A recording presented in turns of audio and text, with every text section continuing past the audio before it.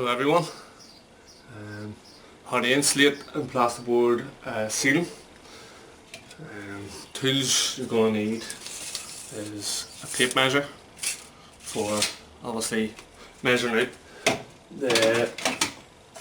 your insulation, and to cut the insulation you'll need a saw, any saw, an old saw. Cuts very easy. You might want a dust mask if you're cutting it inside, just to stop the insulation of it just floats about everywhere. You may not want to breathe it in. Other tools I'd recommend, guys, would be a hammer and some nails. So you might want, if you cut it a wee bit short, you can tack to the side of the joists. Tack to the side of the joists and the insulation will sit down onto it. So now I've got the tools out of the way. Just show you guys, just putting some up into place. Pretty simple. Right, so guys, measure your spaces between the joists, both ways, width and length. So once you get your measurements, you can transfer them onto the insulation and mark it out and cut it. And you know what to say, measure twice, cut once. For the likes of insulation, some people will probably disagree. On this project here, I don't need it to be skin tight. Some people will want theirs, because obviously the tighter it is, the better it holds the heat. But you also, depending on the project, you might want to leave some gaps at the sides for airflow so that the timbers don't sweat. But that's for another video. So we'll crack on, we'll get some cut here, and I'll show you guys me popping up one or two of them, and you'll get the idea from that. It's quite simple. Right, so guys, I have one cut left to do on this particular piece here, and I just thought I'd point something out here that could work out very handy for you. Is laying floors. It's installations use floors, walls, ceilings, a lot. It's very warm.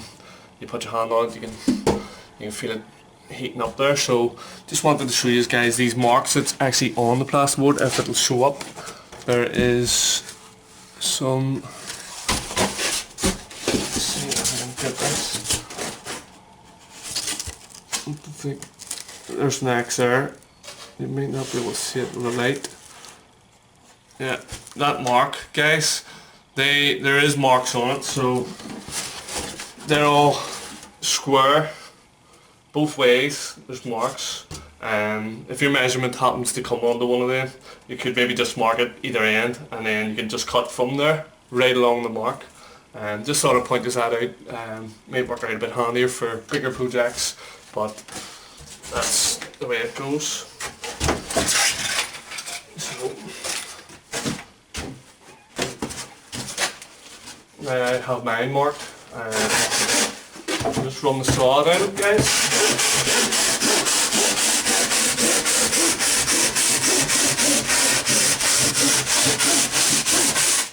As you can see, it's very easily cut.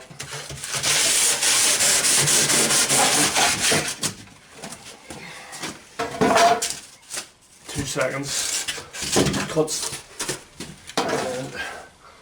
And up here I have two conduits coming up with two wires. So I'll need to take a wee notch out. So this is probably the best one to show you guys, because it's got it's the most awkward. The rest are all straightforward.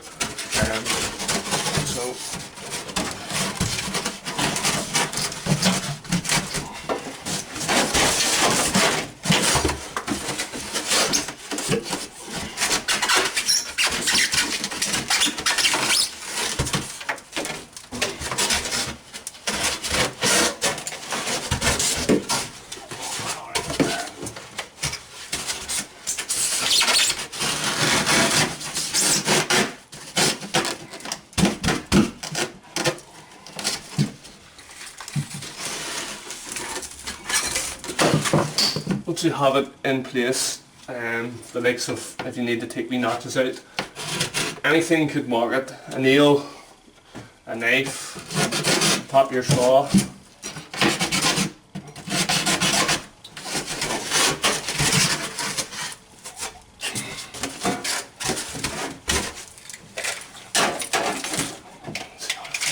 go.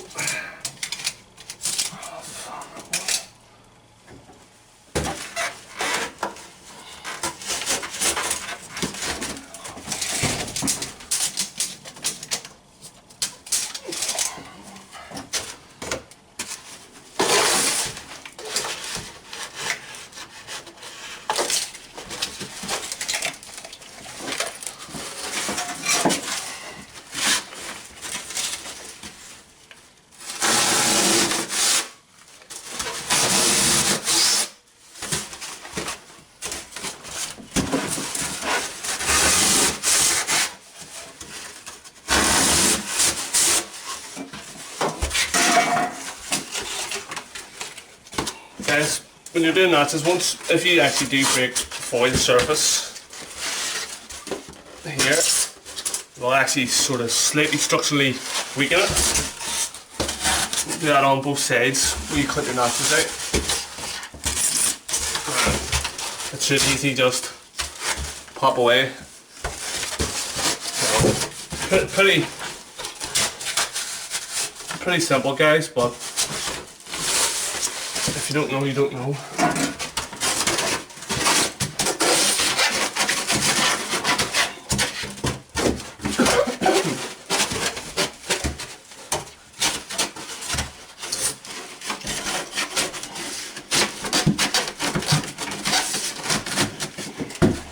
So when you get it into place, you can see mine is quite tight. Just give it a tap up, guys.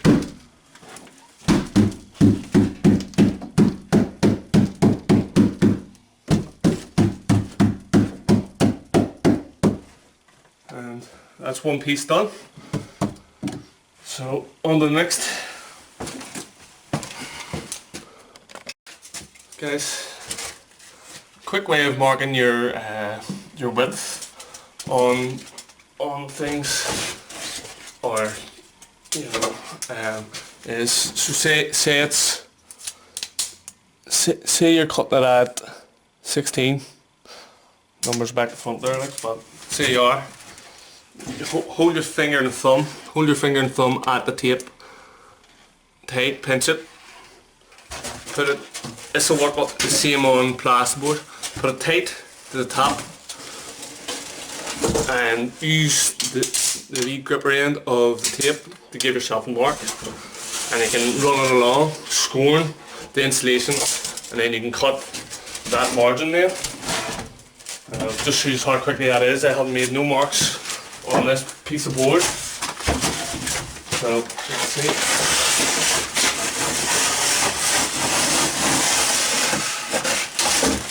As long as you're working off a square edge, this will work 100%, guys. So it shows you how quick and easy that was to mark. Follow your line there.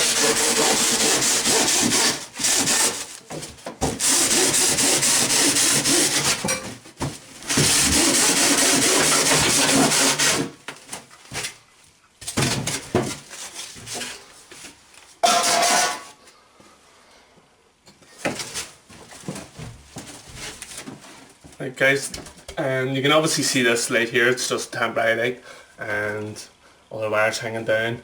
There's going to be spotlights put in here, and they're going to be LED ones, so there'll be no heat coming off them. So I don't particularly have to leave any air gaps for them. But what I will do is I'll tell you guys to make sure when you're coming to the end points that you put the insulation up under the wire, so that when the circles get cut out of the plasterboard, drop the wire down, that the wire is accessible. And I'll show you under this light here. I've also kept this one a bit shorter to make it handier to get up under.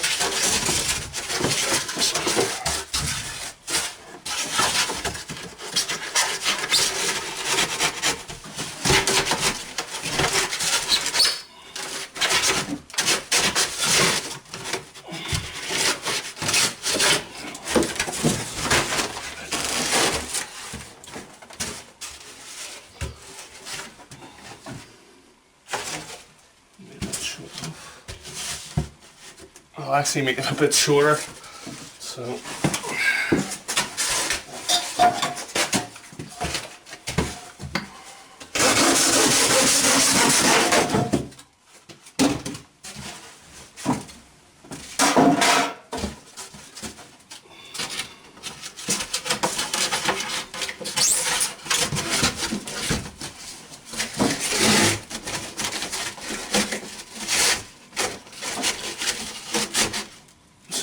guys know that your wire is going to be underneath the insulation.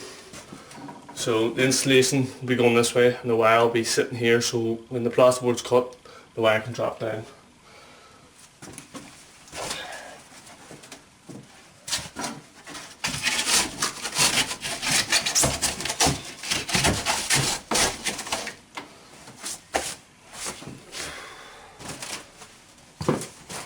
Right, so guys, that's the ceiling's all insulated and ready for boarding now. As you can see, I have my wires that will be getting spotlights fixed to them below the insulation, so that the electrician can get access to them when he cuts the plasterboard. So yeah, on to the plasterboarding part now, guys.